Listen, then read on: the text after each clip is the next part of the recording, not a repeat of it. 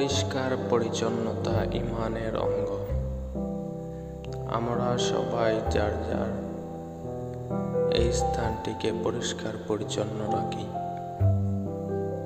কেননা দিন শেষে এই স্থানেই আমাদের সকলকেই যেতে হবে।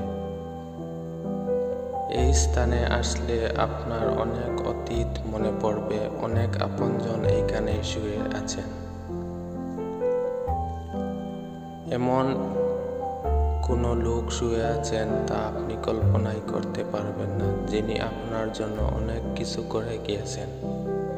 তিনি হয়তো আজ আপনাদের মাঝে নেই, কিন্তু এখানেই শুয়ে আছেন। সুতরাং আমরা সবাই মিলে পরিষ্কার পরিচ্ছন্ন রাখি এই স্থানটিকে। দিন শেষে আমাদেরকেই এই স্থানে যেতে হবে। এই মানুষদের সাথেই আমাদেরকে বাকি জীবন পার করতে হবে। দুনিয়া তো ক্ষণিকের জন্য। কুল্লু নাফসিন যায়িকাতুল মউত, সকলকেই মৃত্যুর স্বাদ গ্রহণ করতে হবে।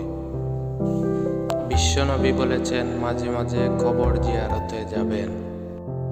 নাহাইতুকুম আন জিয়ারাতুল কবুর, একটা সময় তোমাদেরকে কবর জিয়ারত করতে নিষেধ করেছিলাম, কিন্তু এখন আর বাধা নেই, কারণ কবর জিয়ারত করলে আখিরাতের কথা স্মরণ হয়।